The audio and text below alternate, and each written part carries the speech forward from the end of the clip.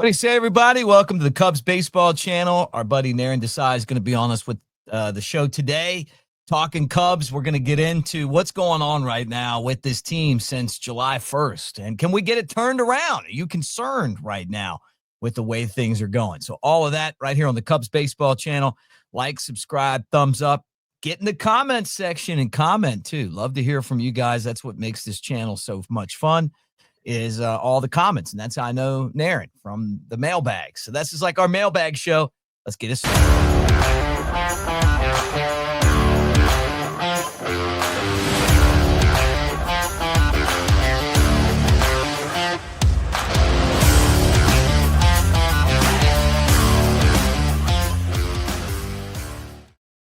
All right, thank you guys for being here. And if you're not a subscriber, please subscribe. Let's talk a little Cubs baseball. Naren Desai, you're like our official mailbag helper, right? You come in, you help us with topics. We got a lot of topics today. I want to get your opinion on some of these.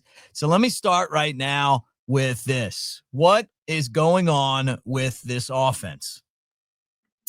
It's just a team-wide slump. I mean, I've been, pulling up numbers from the All-Star break, kind of going like back a month plus the All-Star break.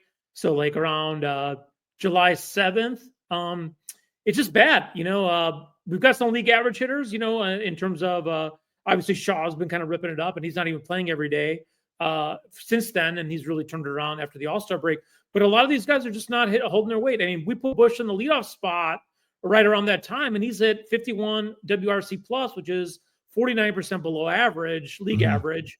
That really hurts the team. And then you've got a few other guys that are just not, you've got a couple guys that are doing okay, league average, like Nico and Kyle Tucker's actually league average since then. But, Dansby, PCA, Seiya, and these guys are middle of the order guys, and they're just not scoring runs. And it just looks like they're pressing, trying to like come through. They're just trying too hard. It looks like the talent's there. The season overall is pretty good, but yeah, it's a team-wide slump. And it hurts when you have a streaking team behind you. Feels like that Moneyball 2002 20 games in a row A's team where a lot of lesser known guys were just stringing together wins. And it's I think it's wearing down on these guys because they want to come through. They want to win. They want to be the hero. And hero ball in baseball does not work. Right. Since July 1st, the Cubs 11-12 record, but still, pretty soundly in the playoffs right now. The problem is, like you said, the Brewers win every day. It's crazy to see just how consistent the Brewers have been.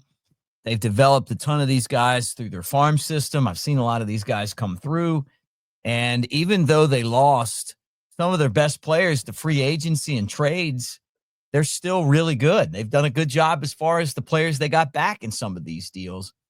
But I feel like they're peaking early. Maybe I need to be paying a little bit more attention. Maybe I need to be giving the Brewers more credit. But I still just feel like they do remind me of the A's teams. And guess what? Those A's teams never won anything other than regular season games, So, I mean, it's like they've got it figured out. But is this the type of team that you got to worry about in the postseason? Well, it depends. I think if they get the bye and they have a 5-game series, I think they're a little bit, better position than those 3-game series. This first series is really just a crapshoot. But yeah, I mean, I think it just depends. But, Peralta's a year older. He's more experienced. Woodruff is, coming back from injury, but he's looking pretty good, looking pretty sharp. So it just depends on how they match up. I don't think they have the lineup though. You need power in the playoffs. Usually the teams that hit more home runs win in playoff games. Really, just over the course of a long season, they do. But I think that's some of the things they lack. And I think you're going to see a little bit different. You're going to see different pitching sequences and stuff like that against them in a short series. So I think that's going to be different. But it's not about that. It's about the Cubs need to be able to beat them consistently. They have a much more payroll, more revenue, more resources. So there's no reason why, the Cubs didn't get Quinn Priestro. Why didn't we get him? Why didn't we turn Trevor McGill into a bullpen piece? Yeah. The one thing that the Brewers have that we don't have is sometimes they can go and take a guy who's got talent. It's like the land of opportunity. So you can tell him, this is what we want you to do. And you got to listen, right? Because you're a fringe guy, and whatever they ask you to do, you do it. Where you can't ask that for someone that's making $25 million a year on a 7-year contract. You kind of like, he'll listen, you'll tell him stuff, but it's up to them if they want to change or adjust. The second topic on the show today is this one. Craig Counsell, is he worth the money? And the reason why we're saying that is the Brewers are doing just fine without him, right? Cubs went out and signed Craig Counsell to the richest contract for a manager in big league history, November of 2023. You guys know this, 5 years, $40 million. And you know what? Last year didn't make the playoffs. This year, you know what? I mean, look, they're in the playoff mix, but his old team is just blowing right by us. I mean, I think that we all know now that Counsell is part of an organizational strategy. I mean, I don't think that he's some, magic maker. I think that the perception is reality there. The perception was that he was pulling the strings, but it was a group effort.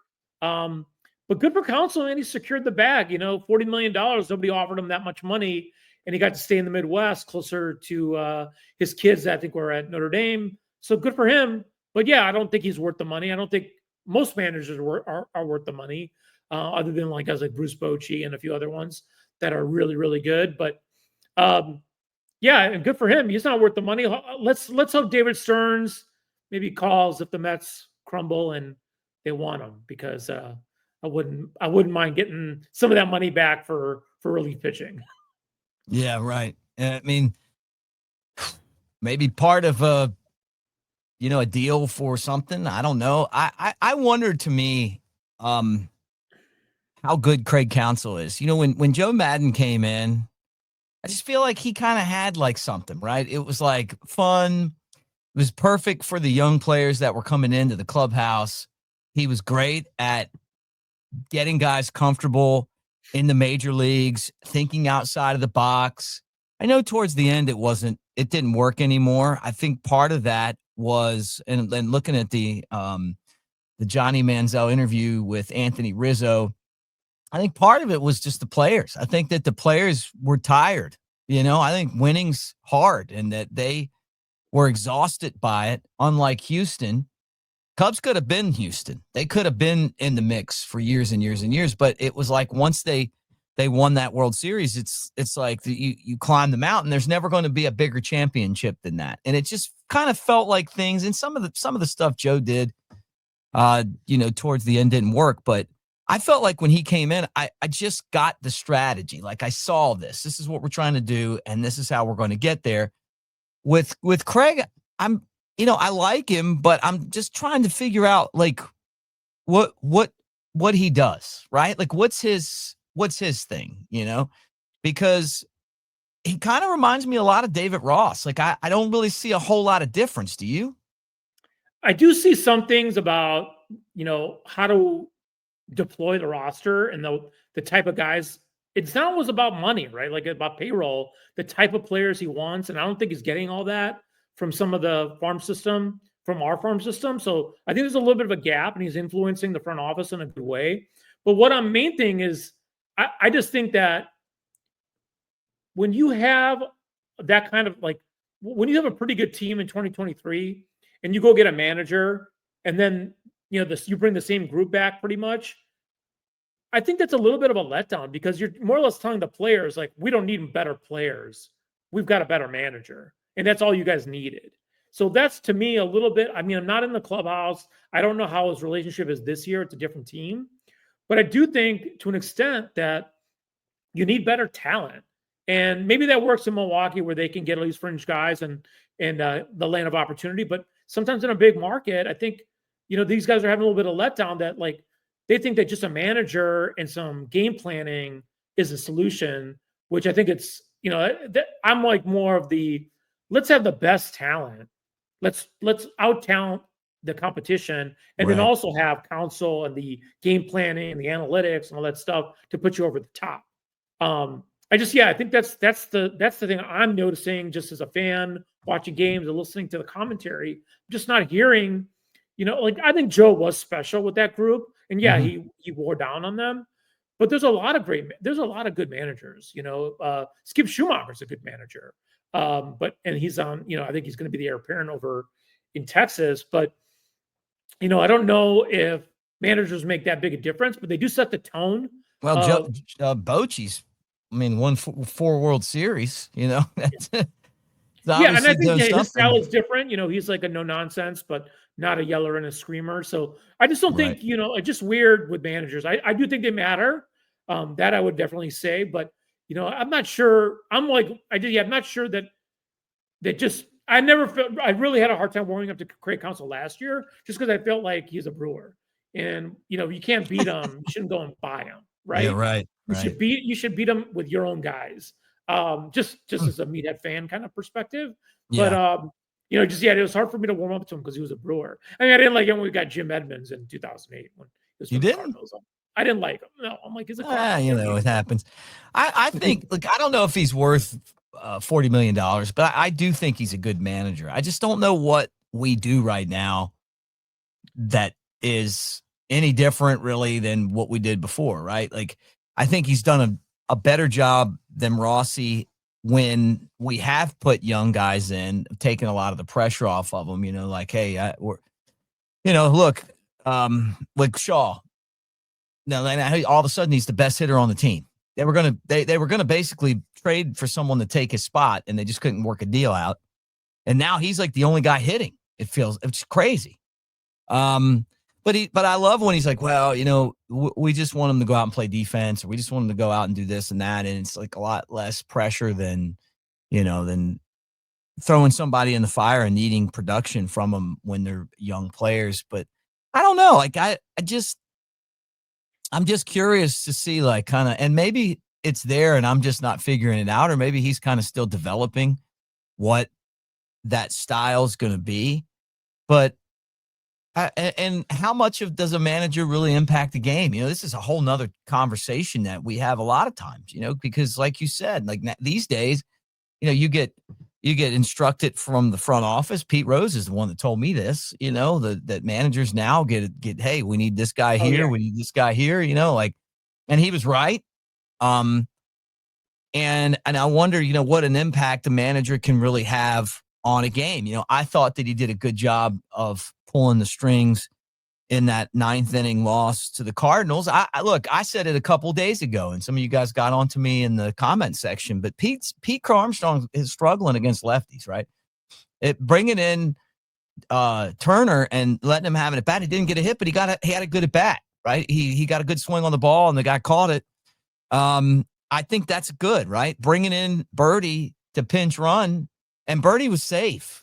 I'm just telling you, he was safe. I don't know how you botched that call, but like listening to Carl Ravage say that his hand came off the bag. What are you watching? The guy, how do you know? The bag's has got a corner. Your hand's on the corner of the back. It might be right here. Obviously, they agreed with him and not me. But I thought those were good moves. I think that's the kind of stuff that you got to be doing, man. You got to be willing to go out there and use your whole bench. And since they got rid of the pitchers batting, the bench just doesn't come in play for some teams as much. yeah. I mean, you don't use pinch hitters as much unless they're platoon kind of matchups. But yeah, I thought that was the right move. I think PC is really struggling. He's trying really hard to kind of come through or carry the team or just step up. Everyone's trying to step up, and they're having a hard time. I kind of already saw this coming in terms of the way the team was constructed, in terms of where they built for 162, and that's more on the pitching side. But when you have all these young guys, they're just going to hit a wall. It's a question of when, and they're kind of hitting all the one time. And the hope was that when you have one or two, anchors in the middle or anywhere in the lineup that are just kind of carrying the team, it doesn't show up as much. But when you don't have anybody that's really, you know, you know, thumping the ball like Shaw is right now, it's really glaring. And then obviously because we're losing so much ground to the Brewers, it's magnified. It's just sad. We've had a great year. People aren't going to remember the first 110, 15 games. They're going to remember what's going on right now. But still got 45 games left. I actually think I'm surprised we're not going to see Owen Casey maybe making his major league debut up in Toronto. That'd be kind of a cool thing That if they would did be that. cool. Just for him, it'd be cool.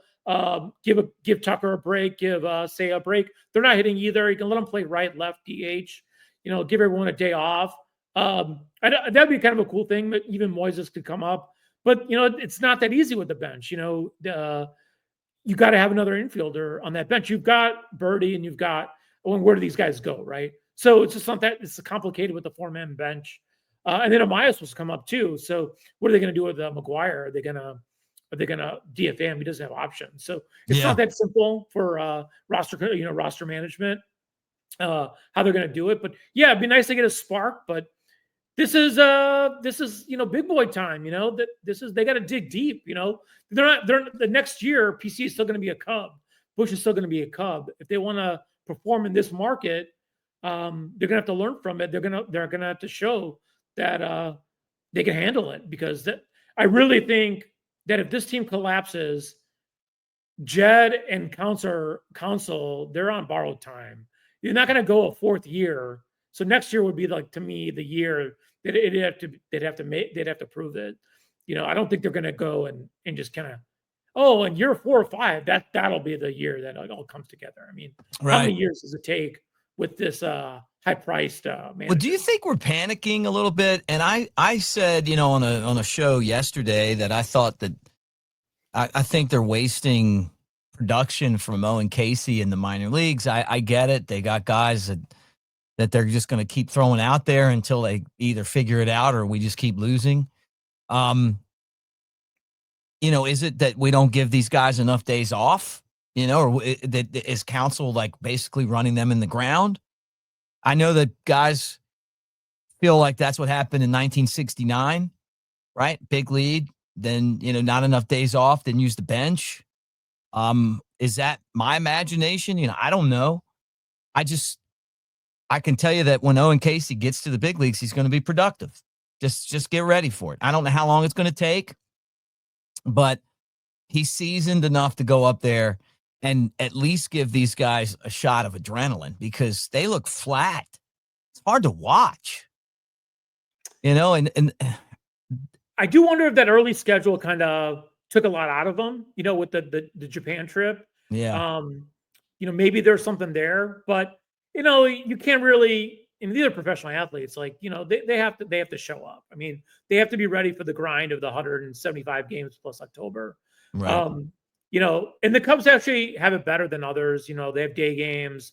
They have, they have more of they don't have that late night lifestyle that others see. Some guys like that because they get the whole morning to work out and all that stuff before the game. But for the most part, they have it pretty good. I mean, we've had a little bit of a hot summer, but we had a cool spring. So, I don't really buy it. These are all, they're not burned out. They're not wearing down. They don't need more off days. They just need to be ready, Tucker's been on good teams for every year he's been in the majors. Mm-hmm. Happ knows the grind. He's been on the team since 2017. Dansby has been on good teams every year since 2018. Right. Nico, he's been on a good team most of the years too. These guys know what's going on, right? These guys are veterans. They just need to be ready. They need to show up. And maybe it's tougher in Chicago because the fan base is so hungry and excited for a winner. So maybe there's a little bit of we want to come through for the city and the fans because they're so supportive. Mm-hmm. But I'm sure it's like that in all other cities too. I think it's like that in San Diego. I'm sure it's like that in LA, New York. Oh man, right, melting down right now. Yeah, they'd be melting down if they were with the Yankees, right? Cubs still have a 97.1% chance to make the playoffs, so that's a good thing. They go 500 the rest of the way. They're going to get in. 78.7% to clinch a wild card. The division, though, it's all the way down to 18%, right? But what's interesting is that Milwaukee's only got a 6.9% chance to win it all. The Cubs 5.4. Everyone's still chasing the Dodgers at 19.5% chance to win the World Series. That doesn't mean you're going to win it, but it does mean that your odds are really good, and that's because they have great talent. I mean, even Shohei Ohtani got kind of reprimanded in the media from Dave Roberts for trying to steal third and getting thrown out. Hey, it's a bad baseball play. I like that. Look, call these guys out if they make mistakes. Nobody's perfect, right? Nobody's perfect, but you know what? Like, hold them accountable. And I think, and that's, I'm going to any team, competition and accountability are two of the most important parts of success, right? So will the Cubs make the playoffs? I think the answer to that is yes. Now, this is the last thing. Is Kyle Tucker losing value? You know, he's a free agent at the end of the year. The Cubs gave up a lot to get him. You were kind of looking at his numbers. He hasn't played well since he got that jammed hand or index finger sliding into second base on July the 1st. It hasn't been terrible, but he's just lost all the power. You know what I'm saying? Like, he's just not hitting for power. And the Cubs need him to hit some home runs. Yeah, I mean, really, we need Tucker and Seiya right here, this shirt, to really be the anchors in the lineup to provide that slug and thump. And yeah, I think that it's just been a cascading and a domino effect within the lineup without them. Even if they were like at 120, 125, weighted runs created, just have that, above average performance, it would change everything. I think that's the main thing. But yeah, I don't think Tucker's losing value in the open market, but his probability of re-signing with the Cubs, I think, is significantly declining. I just don't know how you can ask Tom Rick. I mean, if you're a Jed and you're like, hey, we need to pay this guy $44 million a year for 10 years, 12 years. And he's like, well, you can't beat the Brewers. Right. So, like, what? They only have $115 million payroll, $110 million payroll. And I poached their manager for you because you told me that was what you needed.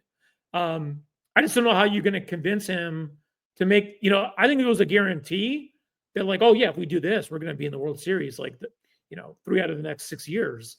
He'd probably do it. But, Jed can't prove that he can build a roster or a farm system with the right people when you need them and the right depth when you need them to beat the Brewers. I mean, the Brewers are doing it with nobodies. So well, look, they drafted well. I don't know if Ricketts will spend the money, and I think with Casey and other guys that are coming up in the pipeline, it makes sense to use that money for pitching. Yeah, right. The Milwaukee Brewers wouldn't trade Cam Smith to get 1 year out of Kyle Tucker. You know what I'm saying? Like, they trust their development, right? They trust their drafting and developing, right? Cubs first round picks played every day in Houston, and Houston has a team that's just about as good as the Cubs. We won't know, though. We can't judge this deal right now, but the Brewers have done it with homegrown talent. Will those guys translate into success in the postseason? That's the question. I think the Cubs have stars. They just got to get back on track again. And it's been frustrating to watch. But I'm not ready to wave the white flag. I don't think you are either. I just feel like this is the dog days of summer, and given if Tucker's hand is hurt, he needs to go on the IL. We can win without him, but because we're not winning with him right now, he's not producing. And I've said this before, and I'm going to say it again. It's a 40-man roster for a reason. You got to use all 40 guys. Take advantage of it. Joe Madden was good at that. If the guy comes up and gives you look at the one game you won over the Brewers.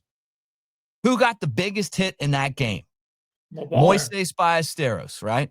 He got that bases clearing hit, and it changed the rest of the game for the Cubs. And it gave them a little bit of a spark. Use the 40-man roster. Reese McGuire's done. They're going to have to release him when Miguel Amaya's back. You hope that maybe he brings a little bit of punch. We all knew Carson Kelly wasn't the Carson Kelly that we had in the beginning of the year. I mean, that's fool's gold, right? He's still, I still love the guy, but I'm just saying, like, he's not going to hit like that. He's just not. And then when not who he is. Back, I think still doing a great job, by the way. When they split their time, I think the performance goes up is better, right? So the less you play a catcher, the better his offense is going to be. Yeah. So hopefully, they can go 60-40 initially, and then hopefully 50-50, over the rest of the year. And that'll help both Amaya and Kelly's performance offensively will be better. So that's a hope there. I think, what you're saying is, with this whole thing with, I do think if you look at the schedule after the Brewers series, which is going to be tough because that's going to be a draining series. They go to LA, then they go to San Francisco, they go to Colorado, Right. and then they got the Braves, Nationals, and I think the Braves again. That's a time to get fat, right? That's a time, they're going to have to dig deep though, because it's going to be draining. These are going to be a lot of games in a row, travel, all that stuff. But hopefully that'll be a time for them to kind of catch up and close this race up and really just kind of secure the wild card, but maybe break down, Milwaukee's neck a little bit, get back into like 3 games in between and see what happens the last 3 weeks of the season. But yeah, I mean, it's JMO's coming back. Assad hopefully is coming back. Maybe Hodge can, get it together for September.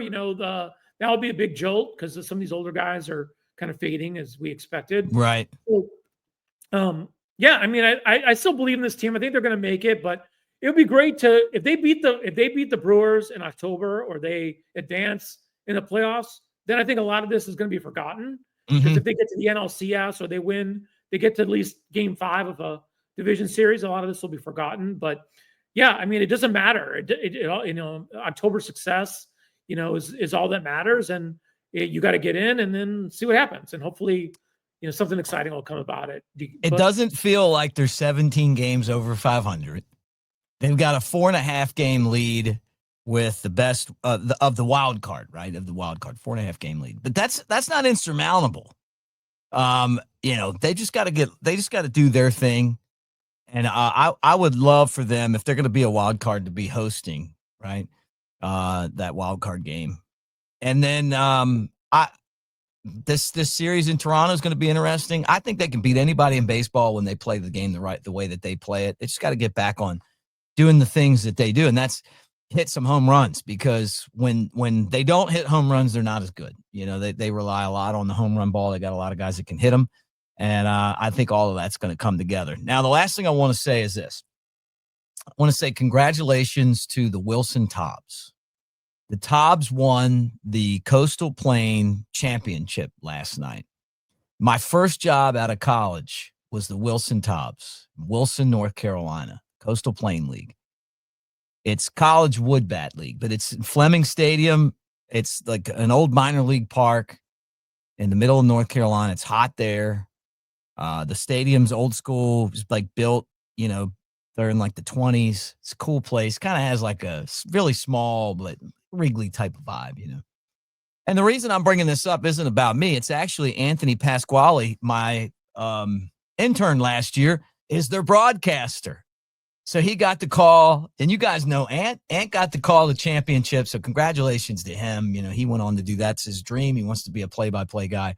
And the Tobs won. Now, the really cool thing is that Wilson is going to have a team move there. The Carolina Mudcats are moving to Wilson. They're building a new stadium in Wilson. So the Coastal Plain League Tobs are probably going to end up somewhere else. So all those years they've been there, and now they're going to have to move because they got professional baseball. So they got their only championship, what could be their last year in existence. And you're saying, what's a Tob? It's a tobacconist. And the logo's a tobacco leaf. It's right there in the middle of tobacco country. But I had a lot of great friends there and still Chris Allen and I, who's the president of the Smokies, met there. Great place, great people. Look, baseball at every level is exciting to me. And it was really cool to see those guys. And I can't wait to go back. I haven't listened to it yet, to hear Ant's last out call. And who knows? That may be the last game the Tobs ever play there at Fleming Stadium. And that'd be a great way to go out. They won it at home. So congratulations to him. Thank you guys for hanging out here, get in the comments section. We'll be watching the Cubs and the Blue Jays tonight. Big game. And hopefully the Cubs will get back on track. I believe in this team. I think that they still have the chance to get hot and win it all. But they also better start winning some games, because 4.5 doesn't seem that much, when you're talking about where we're at right now in August. You get 4.5. Get me to September. I feel a lot better than 4.5 in August. Any final thoughts, Naren? No, I mean, I think everything's primed for this big series next week. Hopefully we can gain some ground this week and then, make a statement, make a statement against those Brewers when they come here for 5. It's going to be a big week. It's going to be a big series. This team has had a great year. Let's hope it doesn't get all washed away after a great first 110 games. Yeah, no, it's not. Look, they're going to get Tyone's going to be back soon. Hodge is going to be back soon. Amaya's going to be back soon. They've got guys coming back. They're going to be all right. Let's just, and then you got some guys in the minor leagues that are ready to help out. So we'll see. Anyway, guys, thanks for being here. Like, subscribe, thumbs up, make your comments, and we will do it again tomorrow. Go Cubs.